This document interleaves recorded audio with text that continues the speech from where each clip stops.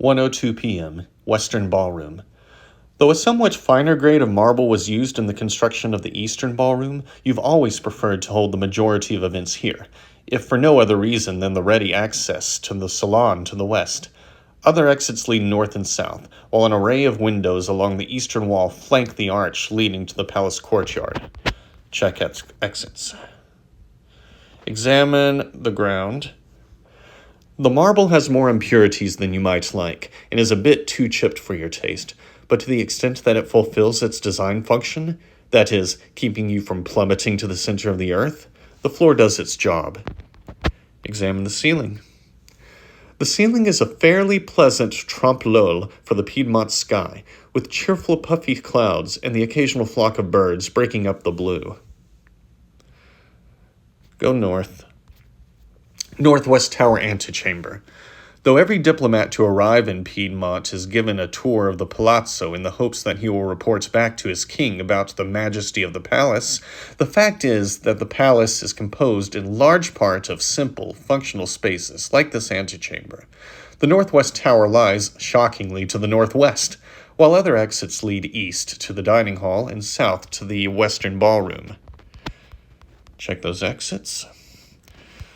I don't think the floor is different. It's the same. Examine up. There's nothing especially remarkable about the ceiling. Go east. Dining hall. Though this dining hall was able to hold the entire Venetian delegation with ease when they were here for the failed peace negotiations, you've grown far more accustomed to seeing it at 1:30 in the morning as King Charles and Miss Sierra indulge in a post-coital late-night snack at a table built for 60. It's been ages since this chamber even remotely resembled the raucous banquets depicted on the tapestry decorating the southern wall. An old suit of armor stands guard over the entrance to the kitchen, off to the north. Other exits lead east and west. Check the exits. Examine the ground. It's the same. Examine the ceiling. 3 massive chandeliers hang from the ceiling. Examine those chandeliers. The chandeliers are comprised of a cascade of crystal panels and emit a most lovely glow in the evenings. Examine that tapestry. This tapestry is a somewhat less than masterful depiction of a banquet during the time of King Charles Il Fabro. Charles sipping from a goblet and listening to a pair of scholars debate some theological point, while swarthy knights gnaw on enormous drumsticks, and the king's young son Louis tosses scraps to the palace poodle. It's quite an eyesore, but then that era was well known for its kitsch. Examine the table. This ancient oaken table seats 1 at each end and 29 along each side. You can scarcely bear to look at it. Decades of elegant state dinners and festive celebratory banquets, guests by the dozens, eventually numbering in the thousands over the years. And could any of the lot be bothered to use a coaster? Pah! Examine the suit of armor. This foreboding figure was installed by Charles the Unwell, and it is said that the various ministers would find him at all hours of the day and night, having animated conversations with it. In subsequent years, it has become quite a fixture around the palace, and no one can bear to see it go. Go north. Palace kitchen. I'll put the exits up while I'm reading. The palace kitchen is an odd melange of old and new, with the original hand-fired brick oven complemented with a microwave, the rough marble floor a dramatic contrast to the bank of fluorescent lights in the ceiling. This is actually one of the very few rooms, most of the others being private quarters of various residents, over which you do not have primary jurisdiction. That honor belongs to the chef. A row of windows adds color to the northern wall, flanked on one end by a refrigerator, and on the other by the servants' entrance, which is open at present and watched carefully by a single guard. The other exit leads south to the dining hall. The palace chef sits at a small table, reading a newspaper and eating an omelet, while the steward busies himself polishing silverware. A page rushes in. "Hey," he cries, gasping for breath. "The guard signal boxes just went to code red. Some major shit's about to go down." He tears through the kitchen and bounds out the servants' exit. The steward goes pale. I believe the time has come to tender my resignation," he says, making a quick exit himself. Examine the ground. The marble has more impurities than you might like. It is a bit too chipped it's the same. Examine the ceiling. When on, the fluorescent lights in the ceiling cast a rather antiseptic white light over the entire room. This lends the room a rather unpleasant pallor. On the other hand, no one wants a septic kitchen. All right, we're going to examine the oven. This oven, currently stone cold, is a simple hole carved out of the wall and lined with brick. Installed at the time the palace was built, it is presently only used on ceremonial occasions. I don't think the brick has separate descriptions. No. Examine that microwave. This is one of those newfangled appliances popular in China and now increasingly gaining acceptance throughout the league. You had one installed primarily so as not to appear even more backward than usual to the other members of the league. But as you suspected, it proved quite useless. After only 2 or 3 days, Prince Louis attempted to microwave a fork, and it hasn't worked since. Examine that refrigerator. This refrigerator has the capacity to store enough food to feed 100. On a number of occasions, this has proven insufficient. Let's see, lights, ceiling, refrigerator. So it's not in here, description, but let's examine the sink. The sink is nearly overflowing with the mysterious putrid green substance. The faucet is thickly caked with the stuff, sticking out over the basin like a gangrenous arm. This is beyond unseemly. Examine the substance. The mysterious substance, viscous and foul-smelling, pulses obscenely with scores of different shades of green. Examine the chef. When Kemal Sanaroglu was hired as the palace chef, you made some comment to the effect that it was a travesty to hire a Turk for the position, when there were so many French chefs available who would surely be vastly superior. One taste of Sanaroglu's lubia armukbi proved you dead wrong on this count. Yet even after you tendered your apology, he continues to mock you by putting on a comical French accent in your presence. Examine the omelet he's eating. This is a simply gorgeous omelet, the kind of omelet one is almost reluctant to eat because it looks so very lovely. That doesn't seem to be stopping the chef, however. Examine the newspaper he's reading. You can't understand what it says. It's in Turkish. Something about the war in Budapest, no doubt. Examine the table he's at. This is a small wooden table at which the chef and steward and a few of the other high-ranking servants take their meals and such. Examine that guard.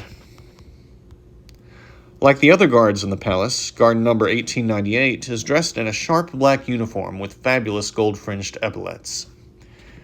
Examine his rifle. Every guard is equipped with a fully automatic VC-99 rifle. These monstrous weapons are almost as big as the guards themselves. Clearly, the war minister was overcompensating for some personal inadequacies when he placed the order. Examine the box I believe it mentioned. Every guard is equipped with a small box on his belt, through which he receives orders from the war minister. At present, the light is red, indicating the highest level of alertness. You've attempted to find a way to jam the signal and substitute your own, but it would mean disabling the war minister's central computer without his knowledge, and thus far you've been unable to defeat his security. Let's go south. Dining hall. East. Northeast tower antechamber. The northeast tower lies stunningly to the northeast, while other exits lead west to the dining hall and south to the eastern ballroom. Exits. Nothing different in here. Go south. Eastern ballroom. This vast chamber has hosted any number of legendary celebrations, usually following one ritual or another in the chapel. Weddings, christenings, coronations, funerals. Palace and Garden magazine voted it the 4th finest ballroom in the Carolinian League, just after Paris, Florence, and Barcelona. This ranking is chiefly attributable to the fresco overhead, which you've always found rather overrated. Still, you have to concede that it can be a glorious hall when outfitted properly. At present, however, the room is quite barren, just a means of getting from place to place. The courtyard is accessible through an arch to the west. This arch is flanked by the customary arched windows, though the glass is stained in different hues, perhaps in deference to the chapel lying to the east. Other exits lead north and south. Examine the ground. This is a significantly higher grade of marble than that found elsewhere in the palace. It's imported. Examine the ceiling. This fresco, painted by none other than the celebrated Sopeghi himself, is a frighteningly unironic depiction of a robed and bearded god, surrounded by a chorus of Sopeghi's characteristically chubby angels, lifting Charlemagne up to heaven with his thumb and index finger. The perspective, the brushwork, the interplay of light and shade are all beyond reproach. But the subject... Examine that arch. This is a simple arch-shaped portal out to the courtyard. We won't be going to the courtyard right now. Examine the windows. Unbreakable Chinese glass. These windows overlook the palace courtyard and are richly stained in glorious reds, golds, and purples.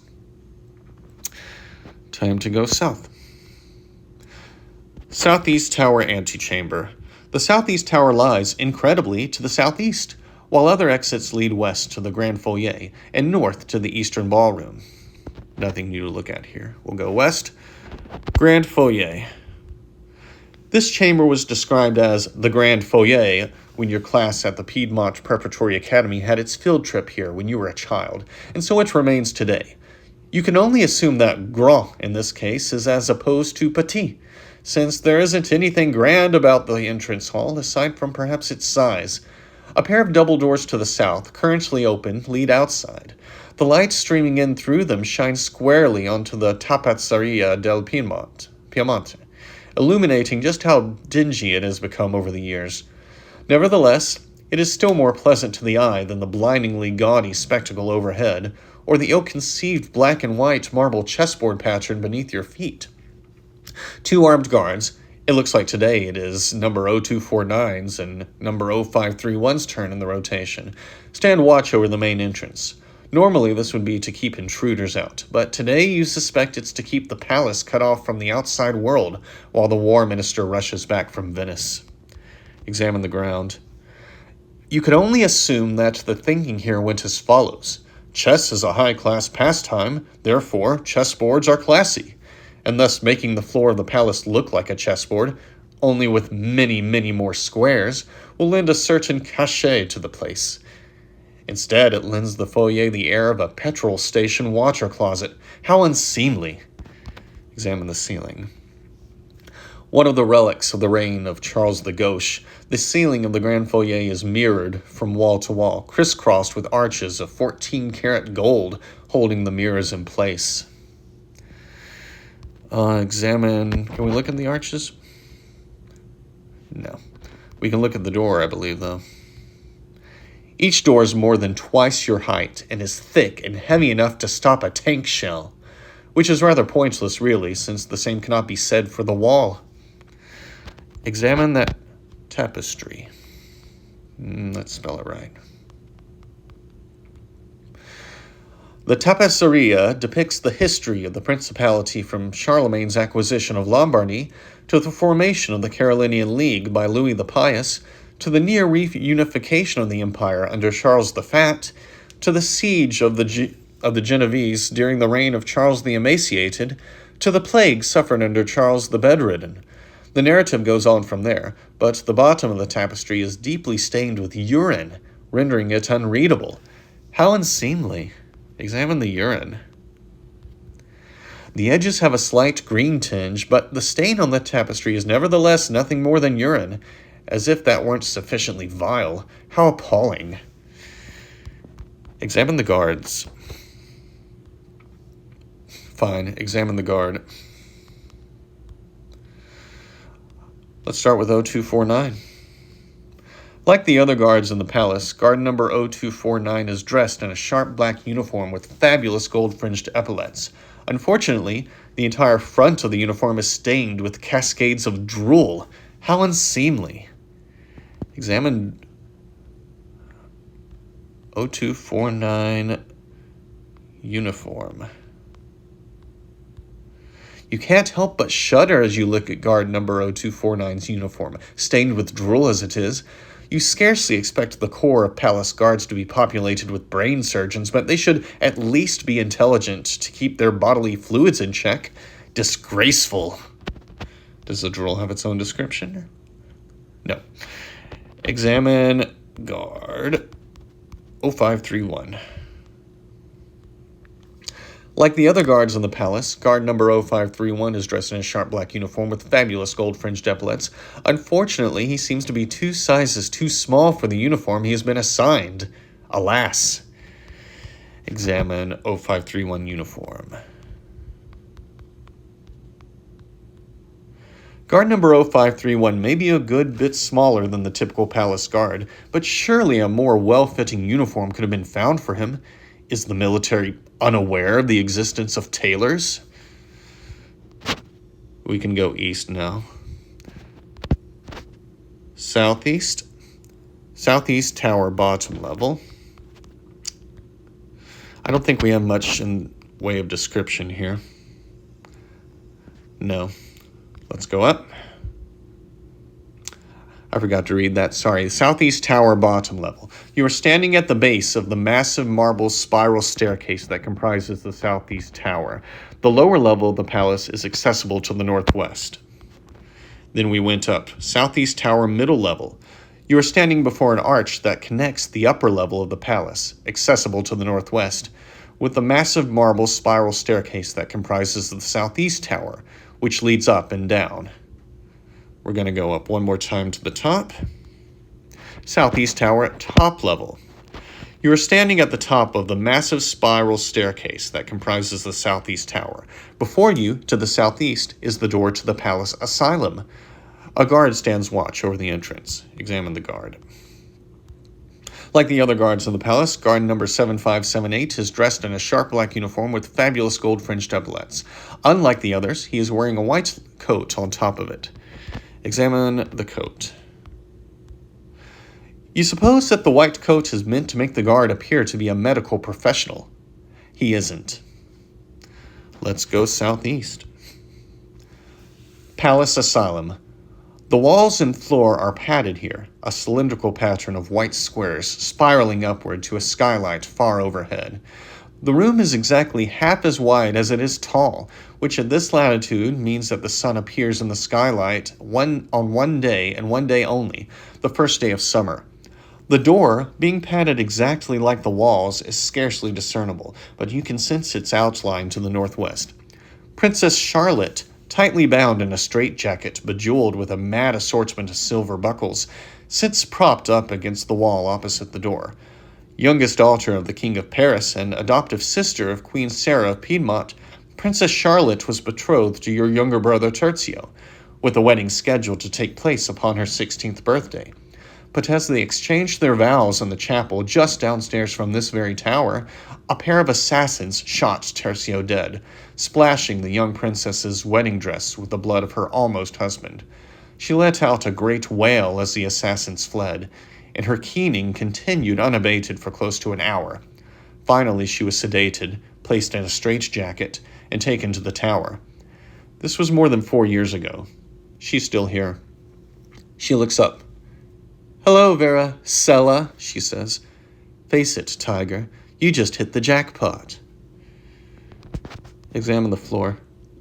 The padding along the floor and walls can absorb even the most bone-crushing impact with minimal damage to either party. This proved quite useful when Princess Charlotte decided to bash her head into the floor over and over again for a week in a futile attempt to crack open her own skull. Examine up. The skylight is the only source of illumination for the asylum. When the sun goes down, Princess Charlotte is cast, sleepy or not, into darkness. Examine the straitjacket around her. This is a white jacket adorned with countless straps which tightly pin Princess Charlotte's arms to her body. Pronoun check. At the moment, It means the straitjacket, him means guard number 7578, her means Princess Charlotte, them means the front doors, and me means Primo Varicella. I like to see that. I don't know, check the exits. What exit? Examine her. As the nominal head of the House of Varicella, you accompanied Terzio to Paris when he went to ask the Parisian king for his daughter Charlotte's hand in marriage. This was the first time you ever saw the object of his affection, as she emerged from the royal woodlands, flowers strewn through her flame-colored hair. Her skirts tattered by her unaccountably joyous dash through the forest, a daily ritual of hers from the time she was barely old enough to walk, you were later to learn. The picture of health, she, as she bounded out of the woods and across the lawn, cheeks flushed with the exertion of a breakneck run, and with young love, merrily racing toward the storybook life that awaited her in Piedmont. Now she is frail as a great-grandmother, her skin milk-white from her years locked in this tower. But more than anything, you are struck by her eyes. Dazzling green, like Miss Sierra's, they are far from hollow or dead as one might expect, but neither are they anything close to lucid. Rather, their intensity is cranked up beyond anything you could possibly construe as human. To Princess Charlotte, you reflect, the world must look as if it's all been shot on a roll of overexposed film. Untie her. You unfasten the straps securing the princess's straitjacket, and she gleefully hops to her feet. Mein Führer, I can walk, she cries, shaking her arms to bring back the circulation. So what are we going to do today, Varicella? She asks. Take over the world? Won't that be fun? Go northwest. Southeast tower, top level. You are standing at the top of the massive marble staircase. We read that. A guard stands watch over the entrance. Princess Charlotte wanders after you. If you sing for me, I'll give you a seed, she proposes. What on earth? The guard says. The patient is not to leave the asylum under any So long, sucker, Princess Charlotte interrupts. I'm taking this thing to Mexico. She grabs your sleeve and pulls you down the stairs. Southeast tower, middle level. Princess Charlotte looks up the stairs. Bye-bye, she says. Don't forget to write. We'll go northwest.